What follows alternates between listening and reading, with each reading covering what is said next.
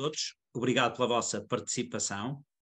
Estamos em mais um evento da rúbrica Turismo e Qualificação, ou Qualificação e Turismo, que a Agavi promove com o apoio do Compete. É um SIAC Qualificação que, no final, pretende ajudar as empresas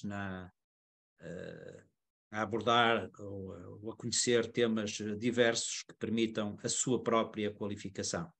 Temas estes que estão muito virados para toda a dinâmica dos novos setores de atividade, do turismo em especial, e também de novas formas de venda, de comercialização, de prestação de serviços, etc, etc. Hoje temos uma convidada especial. As convidadas, por serem convidadas, são sempre especiais, mas esta é mesmo muito especial. É a doutora Sofia Rodrigues. A doutora Sofia Rodrigues tem um background grande de que nos vai falar,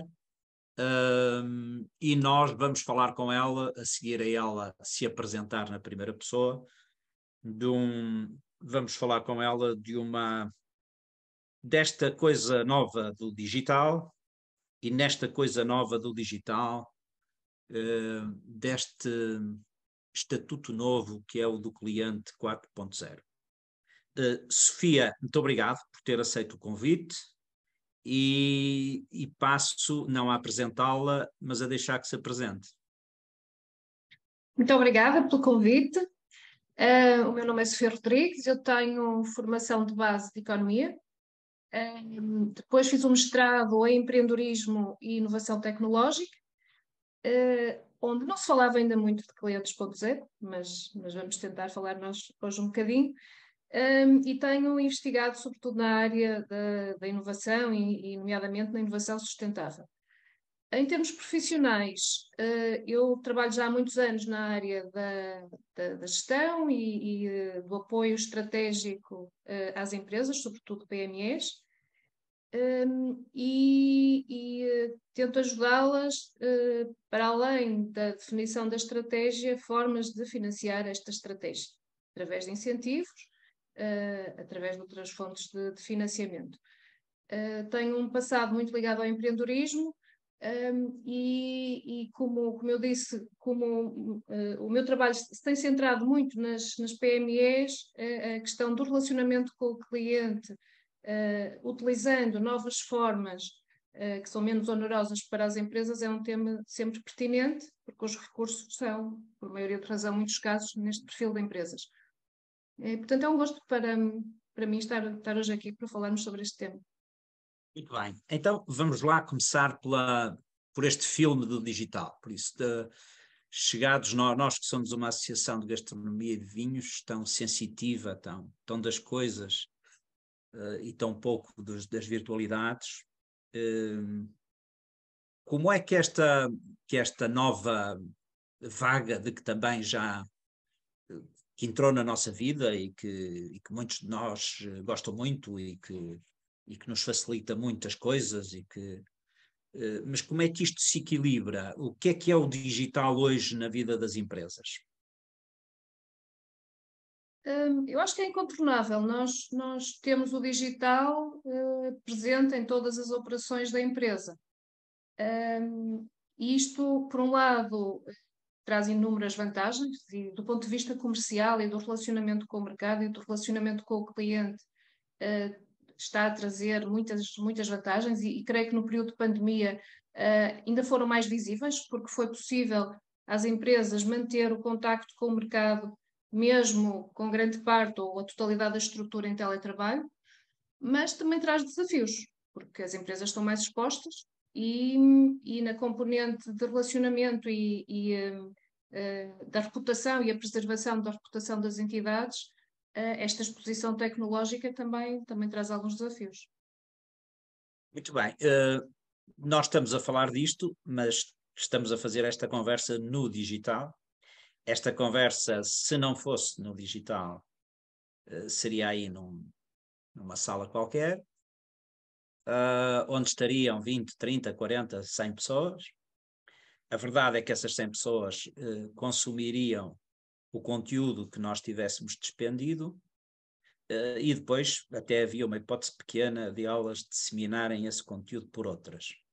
A verdade é que esta gravação que estamos a fazer pode, daqui a uma hora, estar na Austrália, ou estar no Brasil, ou estar em qualquer outro sítio, e estar disponível para milhões de pessoas. Esta questão da escala e da comodidade e facilidade com que as coisas se fazem, de facto, muda muito, não é? Sim, é verdade. Por um lado, e eu vejo isso também no meu próprio trabalho, traz-nos acréscimos significativos de produtividade. Nós despendemos muito menos tempo em tarefas menos úteis, do ponto de vista comercial. Todas as deslocações que fazíamos, quando eu fazia uma reunião por manhã, uma reunião por tarde, neste momento consigo fazer facilmente 3 ou 4. Depois há a questão da disseminação, que é realmente muito pertinente. E eu reparo que hoje as empresas, quando estão a fazer o seu plano de negócios e o seu plano de comunicação, já pensam naturalmente no mercado global, independentemente da dimensão do seu negócio, porque sabem que com o mesmo esforço financeiro conseguem chegar no limite a todo o mundo.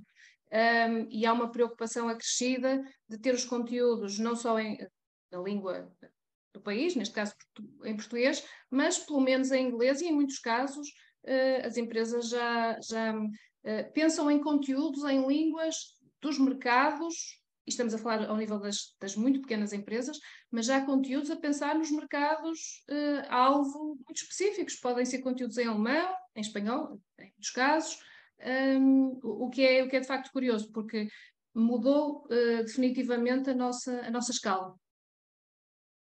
Muito bem. Sofia, e agora falando um bocadinho desta figura do consumidor 4.0, ou se quiser, do nativo digital, daquele que hoje transaciona, quer a sua vida, as suas emoções, os seus prazeres, mas também o que consome e o que, através do digital. Quem é este personagem? Se é que ele se pode definir, porque eu acho que ele é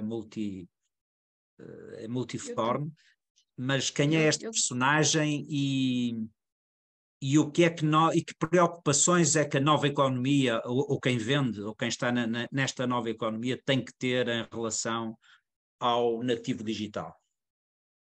É de facto um nativo que num caso, no meu caso e do António, que não nascemos nativos digitais, temos um determinado perfil. A Os Sofia nossos nasceu quase um filhos. século depois de mim, não é? Foi, claro.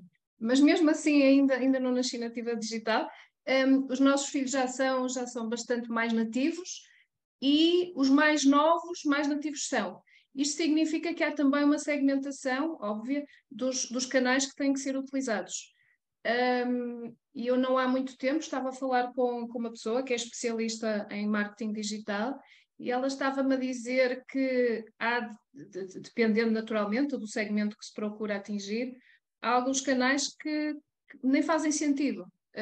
Eu ainda agora, hoje de manhã, ouvi na rádio um comentário dos radialistas que diziam que já não são do tempo do Facebook, já falavam do Facebook no passado, mas continua a ser a rede social que em Portugal tem mais aderentes.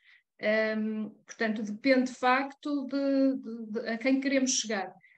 Isto também cria um desafio adicional às empresas, porque têm que ter um trabalho de segmentação muito bem feito e, eventualmente, trabalhar paralelamente vários canais com conteúdos específicos do canal. Não podemos pensar no digital como algo uniforme para o qual vamos produzir conteúdos uniformes. Aliás, o próprio TikTok, neste momento, já é um canal possível também para efeitos comerciais, não só para efeitos lúdicos, o que é curioso também.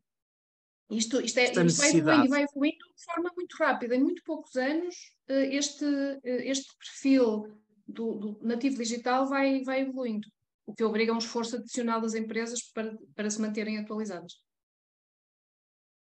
Sofia, este processo ou este fenómeno foi muito acelerado com a pandemia. Eu lembro-me que a coisa que mais se dizia cá em casa quando nós tivemos que nos refugiar em casa era: meta no elevador, se faz favor. mas está muito associado também a outras formas de captar o cliente. Quer dizer, nós passamos mais tempo atrás de um ecrã, somos sugestionados por várias coisas, há motores de busca que nos vão buscar os nossos impulsos, que insistem nessa emoção ou nessa tentação que nós tivemos em saber alguma coisa de algum lado. Como é que isto se faz? Agora, se estivermos do lado das empresas, que é quem nos está a ouvir e que, não sei, tem qualquer coisa, qualquer bem transacionável para vender, o que é que elas podem fazer para conseguirem estar neste novo mundo de uma forma, diria, competitiva ou pelo menos dinâmica? Eu diria que começa, tal como nos canais tradicionais, ou se calhar agora até com uma necessidade acrescida, precisamente porque estamos a trabalhar em maior escala e com segmentos cada vez mais específicos e especializados, começa por uma definição clara de qual é a estratégia da empresa, a quem é que quer chegar, com que proposta de valor é que quer chegar, porque para o mesmo produto ou serviço podemos e devemos ter propostas de valor diferenciadas consoante o nosso público-alvo e depois trabalhar muito profissionalmente cada um destes segmentos-alvo. Isto significa, há empresas que têm internamente capacidade para fazer este trabalho, mas eu acredito que o nível de profissionalização que é exigido nesta fase já é tão elevado que, na maioria dos casos, compensa às empresas recorrer a profissionais que trabalhem especificamente conteúdos digitais e estratégias de marketing digital. Porque é preciso, não basta fazer os conteúdos e colocá-los nos canais mais adequados, mas fazer um bom equilíbrio da cadência dos conteúdos. Há por trás, ou deve haver por trás disto, de facto, uma estratégia de comunicação para que não sobrecarreguemos os nossos públicos-alvo, porque senão como todos somos inundados de muita informação. E quando nos começa a chegar demasiada informação para a qual nós não estamos disponíveis, começamos nós a bloquear esta informação. E este poder que o cliente tem hoje em dia, ou que o consumidor tem, também obriga a um esforço acrescido para balancearmos o contacto que fazemos. Tal como nos canais mais antigos, mais tradicionais, nós não ligávamos todos os dias a um potencial cliente, nem enviávamos mail todos os dias a um potencial cliente. Também na questão digital e das redes sociais e dos conteúdos digitais que publicamos, temos de ser equilibrados para que isto não tenha um efeito perverso de começarmos a ser bloqueados pelo nosso potencial consumidor. Portanto, Se acha eu que no diria limite... que é preciso, de facto, alguma profissionalização deste contacto com o mercado para que a estratégia seja eficaz e que consigamos chegar aos nossos objetivos. Acha que no limite esta gestão de conforto vai fazer com que num futuro não muito longínquo o espaço comercial esteja completamente desvalorizado? Eu diria que só funciona como showroom, como mostra, já não funciona sequer como espaço de venda. Quer dizer, hoje nós fazemos as nossas compras por internet, de supermercado, na internet, com comodidade. Nós fazemos a compra das nossas roupas ou dos artigos escolares dos nossos filhos pela internet com comodidade. A nova geração fará, como a Sofia disse bem, com uma comodidade muito maior. os motores de busca e os algoritmos que ajudam a ir desenhando o seu perfil de consumo, o que a Sofia gosta e o que a Sofia não gosta, vão ser cada vez mais perfeitos, mais de acordo com a sua vontade e com o seu gosto. Isto, no final, não estaremos a falar de um grande marketplace que nos vai servir a todos, ou temos sempre espaço ou necessidade até de contacto, de interação, de cheiro, etc. Eu acredito que no produto mais massificado que o mercado fixe, não digo exclusivamente, mas quase exclusivamente limitado ao digital, também acredito que o mercado físico, a tal presença, continue a existir, mas numa lógica de experiência de consumo. O que também obriga a repensar os tais espaços comerciais. Porque também precisamos deste contacto. E eu acredito que, sobretudo em produtos ou mesmo serviços mais diferenciados, o contacto pessoal é uma mais-valia. E a presença e o toque, o cheiro, todas as sensações, para além da visão, que neste momento é que temos através do digital, continuem a ser importantes e se calhar mais importantes ainda. É possível que em segmentos mais diferenciados, nos segmentos de produtos premium ou produtos de luxo, a experiência que se proporciona no ato da compra possa ser também um elemento diferenciador. Eu não excluiria de todo, antes pelo contrário, o físico, mas associado com a a uma experiência de consumo, uma experiência agradável. Não o consumo certo, pelo consumo, mas percebo. Mas com a emergência da inteligência artificial e de todas essas coisas, com a possibilidade que eu tenho de fazer um bife numa impressora, no limite, atenção que eu aqui há uns anos li um livro, até fiz o prefácio de um livro de um amigo comum, que é o Bruno Carvalho, que era uma truculenta conversa ao jantar, muito animada, precisamente sobre o digital, sobre o futuro, sobre a tecnologia, sobre o não sei quê. E os dois casais que comiam esse opíparo jantar falavam muitas coisas, etc. Eu não queria dizer como o livro acaba, mas também como não sei dizer o título do livro, vou correr o risco de dizer como o livro acaba, que é, chegaram todos à conclusão que já não estavam em casa nem de um nem no outro, estavam numa caixa virtual, estavam a comer comida virtual e a única coisa que estavam a fazer era a fazer as mesmas coisas que fariam no seu mundo real. E por isso o que eu digo é, no limite, quando nós pudermos comer um bife o que é que vai sobrar na relação humana? Se até o John Robô pode estar ao nosso lado para a gente desabafar o resultado de futebol que ouviu pela não sei quê digital e não sei quê. Eu continuo a acreditar que a presença física proporcionará sempre, por muito que evolua a tecnologia, proporcionará sempre um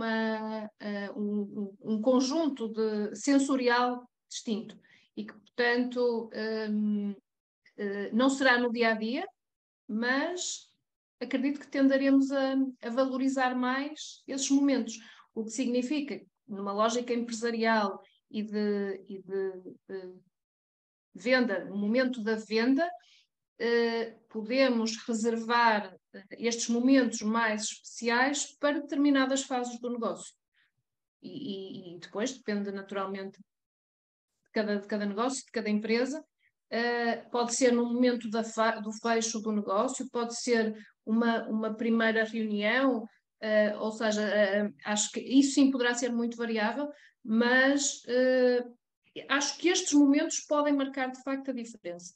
Temos é que os valorizar e conseguir que quem está do outro lado, o nosso cliente, ou o nosso potencial cliente, lhe deem tanto valor que estão disponíveis para fazer algo distinto, para sair da frente do computador, sair da zona de conforto, sair de casa. Mas eu quero acreditar pelo menos nos próximos anos, certamente que o físico continuará a ter um peso importante. Temos é que olhar para ele de forma distinta. Muito bem, regressemos ao maravilhoso mundo físico para falar de um... Eu tenho uma filha que está na Alemanha, numa plataforma, lá está, num unicórnio digital, que se chama About You,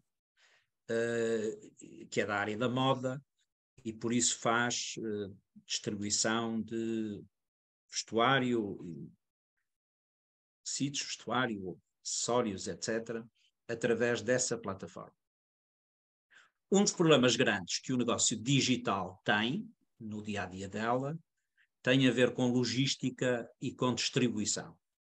Por isso, o delivery é aqui muito relevante, a forma como principalmente a competição no last mile é também muito relevante. É diferente eu poder ter uma coisa daqui a 15 dias ou poder ter uma coisa daqui a 15 minutos. E por isso é que há muita gente que diz que o espaço comercial vai ser muito substituído pelo espaço de logística e de distribuição. O que é que acha, que valor é que acha que tem esta logística, esta distribuição, este delivering, e como é que acha que isto pode evoluir? Eu acho que é determinante e já se sente isso. Não há muito tempo alguém comentava comigo, tinha feito uma encomenda, uma plataforma nacional, e que creio que era um livro que tinha demorado 5 ou 6 dias a chegar, e que tinha feito uma encomenda na Amazon, que nem sequer tem ainda centro operacional em Portugal, e que no dia a seguir já tinha as coisas em casa. O cliente está cada vez mais sensível à questão de logística, não só da entrega, mas também da devolução, a facilidade da devolução do artigo. Porque quando substituímos o físico pelo digital, por muito sofisticadas que sejam as plataformas de venda, e em determinados artigos, como vestuário, por exemplo, nós não conseguimos tocar o tecido, não conseguimos ver a peça, não experimentamos. E este conforto de saber que a compra é segura, no sentido que, se não estiver satisfeito por alguma razão, posso devolver de forma cómoda, conveniente, rápida, simples, e que o dinheiro é devolvido rapidamente, é também determinante. Daí que, de facto, a questão logística e a possível substituição, e eu creio que a tendência será também por aí, o espaço comercial tradicional passar a ser essencialmente um espaço logístico, que pode funcionar também como ponto de recolha ou de trocas, ou seja, depois os modelos podem evoluir de muitas formas, mas é determinante para o cliente, precisamente pelo tempo da entrega, e depois todas as questões associadas à compra, a troca, devolução, o artigo defeituoso, porque quando se percepciona que vai ser um processo complicado, que nos vai dar muito trabalho, ainda pensamos 2 vezes. Isto pode ser um obstáculo sério à compra. Do lado das Eu empresas, também acho temos também o comércio. que a troca é fundamental, precisamente por só estarmos auxiliados pela visão, por mais sofisticação que nós tenhamos no conteúdo e no canal, vai faltar sempre alguma coisa, e mesmo quando não faltar nada, quando eles inventarem qualquer coisa em que eu posso sentir a textura e posso até cheirar, sei lá, os aromas, a verdade é que eu tenho sempre a insegurança de não ter uma pessoa da minha condição a olhar para mim e a garantir-me que aquilo existe e que aquilo é como é. Mas isso também gera para o vendedor, agora estou-me a pôr na pele dos nossos empresários que nos ouvem e que usam o digital, um problema. Eu lembro-me até que um dos problemas na indústria da moda, por isso no vestuário e no calçado, era que, por causa das devoluções, as pessoas encomendavam um vestido, iam com ele à discoteca e no dia seguinte devolviam. Isto é uma coisa, como é que se ultrapassam depois estes vícios que o mercado tem, ou isto é uma excrescência que é rapidamente retirada do sistema? Sim, a questão das falsas devoluções ou das falsas compras, acredito que seja. Ou seja, eu ia dizer que é marginal.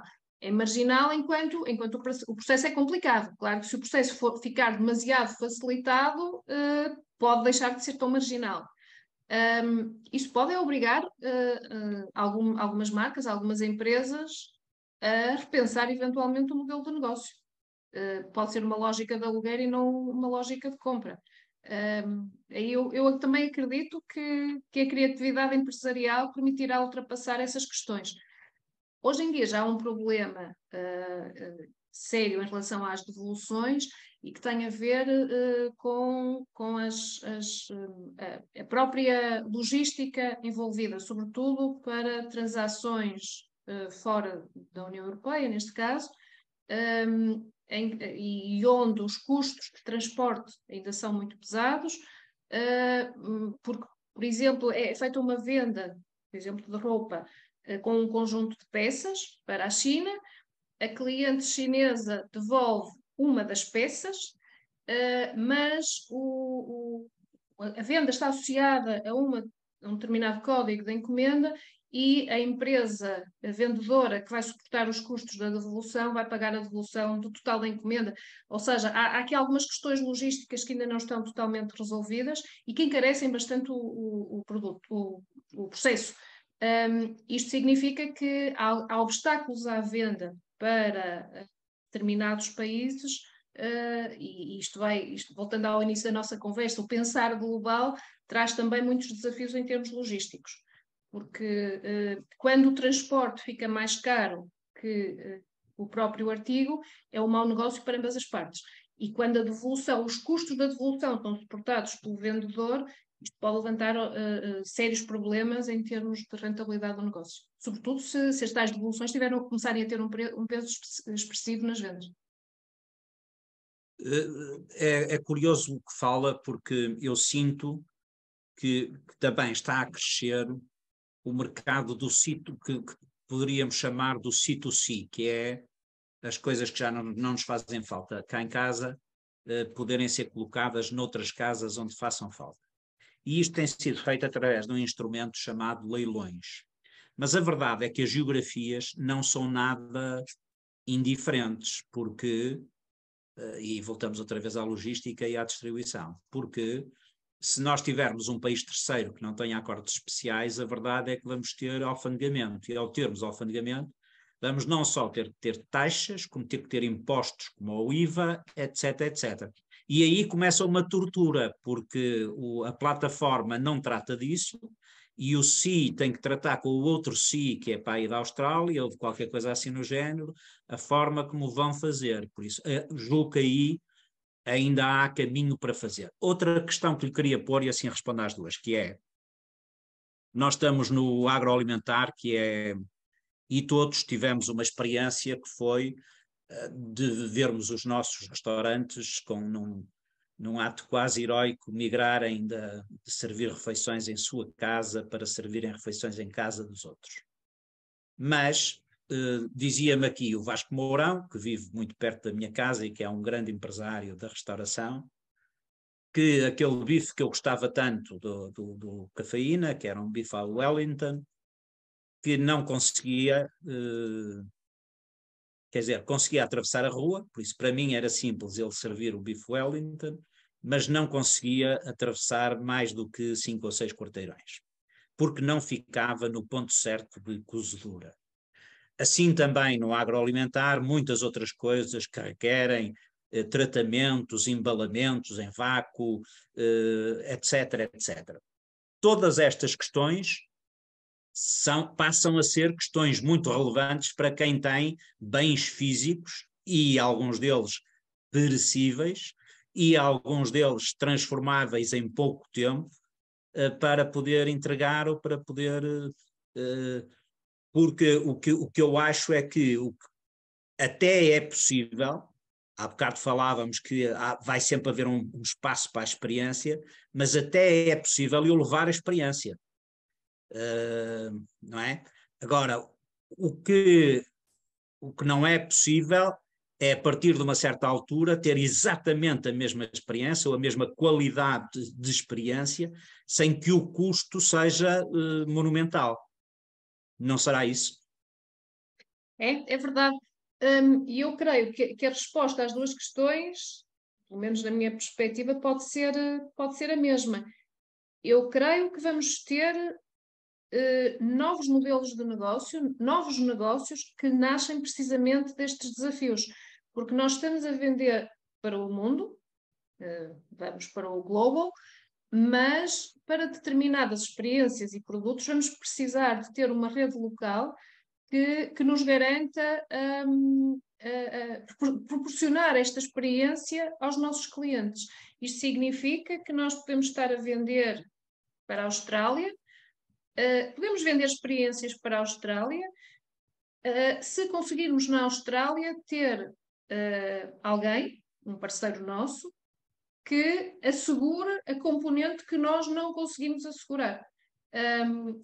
Eu acho que aqui surgem inúmeras oportunidades de negócio. Ainda há poucos dias eu estive numa empresa que é uma leiloeira e eles, entre outras coisas, estão a desenvolver um modelo que facilita precisamente e permite ultrapassar estas questões da logística. Por um lado, porque há mercados que valorizam mais determinados produtos, e quando estamos a falar dos artigos em segunda mão e peças com algum valor, podem não ser valorizadas aqui, mas poderão ser valorizadas noutro ponto do mundo. Mas depois há uma outra questão. Temos esta primeira fase, que é encontrar os melhores compradores para aquilo que estamos a vender, mas depois é conseguir que o produto chegue ao destino final em condições, sem haver risco de algo acontecer durante o transporte e a preços que sejam confortáveis. Ora, neste caso concreto, o que eles fazem é, com o ganho de escala que conseguem, permite-lhes colocar um conjunto de produtos que nós, vendedor individual, não conseguimos, porque não conseguimos preço de transporte para colocar um produto do outro lado do mundo, mas eles, como têm escala, conseguem colocar um conjunto de produtos no outro lado do mundo. Isto é uma das formas de resposta à questão logística. A questão da experiência, e também neste caso dos leilões, pode ser um bom exemplo. Quando estamos a avaliar uma determinada peça, eu, vendedora particular, na maioria dos casos não tenho conhecimento suficiente para conseguir fazer uma avaliação correta e rigorosa da peça. E diziam-me que não há tecnologia que neste momento, pelo menos, consiga substituir o ver uma peça de mobiliário, ver os veios da madeira. Não basta fotografar, por muita qualidade que tenha a imagem. E é preciso experiência, know-how. Isto quer dizer que se o vendedor estiver do outro lado do mundo e eles tiverem um parceiro local que faz esta análise física ao objeto, eles podem depois assegurar todo o resto da operação. E o mesmo vale para parceiros que estejam do outro lado do mundo e que tenham clientes que queiram aqui em Portugal vender determinada peça. Portanto, isto para concluir, eu acho que isto são desafios interessantes, permitem desenvolver novos negócios e novas operações a nível logístico e mesmo a nível comercial. E acredito que o que seja aqui crítico é a rede que vai complementar a nossa empresa aqui com parceiros que noutros pontos do globo consigam complementar a nossa oferta e assim mantermos o mesmo nível de experiência, a mesma qualidade de produto ou de serviço, independentemente do sítio onde ele esteja a ser vendido. Muito bem. Sofia, estamos, o digital também dá a sensação que passa mais depressa,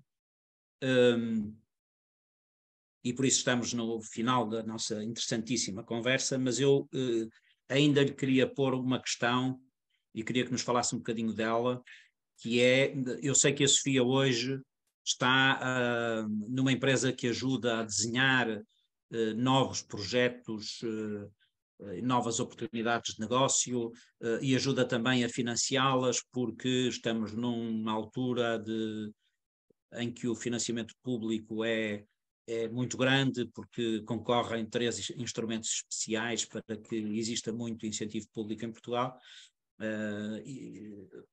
Que é que neste eixo do digital, que oportunidades é que existem para as empresas portuguesas e que recomendações é que a Sofia daria a este nível? É verdade, existem bastantes apoios e que conseguem abranger os investimentos das empresas, quer na digitalização do negócio, digitalização em sentido muito lato, não estamos a falar só da melhoria de processos,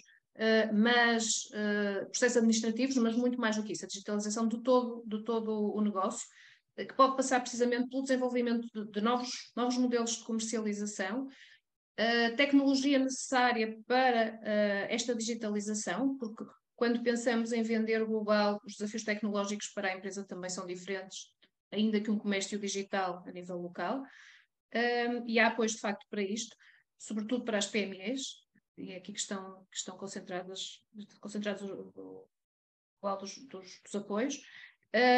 Isto vale tanto para a vertente de comercialização, que haverá o sistema de incentivos à internacionalização, para toda a infraestrutura tecnológica de suporte ao abrigo da qualificação e mesmo na inovação produtiva, dependendo dos negócios em causa, há também apoios para a tecnologia necessária para o desenvolvimento de produtos ou serviços digitais. Portanto, os incentivos estão aí, estamos agora a arrancar com o novo quadro comunitário. O que eu aconselho é que as empresas procurem, de facto, estar informadas sobre as oportunidades que existem e, voltando mais uma vez ao início, ter uma estratégia bem definida, saber exatamente o que precisam, o tipo de investimentos que pretendem fazer, porque incentivos há, é preciso que as empresas consigam tirar partido destes apoios que há para o crescimento dos negócios e para uma maior escala das empresas. Muito bem, Sofia, foi um gosto estar consigo. Ficamos a saber que isto do digital está para ficar. Há uma réstia de esperança para as pessoas mais corpóreas como nós, ou mais experiencialistas, ou mais como nós, que o físico ainda tem o seu espaço. E ficamos também a saber que existem muitos meios para as empresas poderem, nesta área do digital, desenvolverem os seus negócios, sem deixarem de perceber que, de facto, o mundo está a mudar. Existem multicanais, existem consumidores que são muito informados porque têm muito acesso à informação e ao benchmarking interno que conseguem fazer, e por isso este nativo digital é um nativo exigente, é um nativo conhecedor e é um nativo que é resistente, que tem esta hipótese que a Sofia falava da substituição, que tem que estar sempre na nossa cabeça como modelo de negócio. A logística e a distribuição são 2 áreas muito relevantes e por isso pensem sempre nelas e pensem sempre também que pode não ser indiferente a geografia para onde a vossa globalização se dirige. Por isto, com estas orientações e ensinamentos, agradecemos muito à Sofia por ter estado connosco e na hora certa, que o meu computador digital também me está a fornecer, acabamos mais esta sessão da rubrica Qualificação e Turismo, agradecendo muito à Sofia Rodrigues por ter estado connosco e a todos os que participaram. Obrigada, foi um gosto.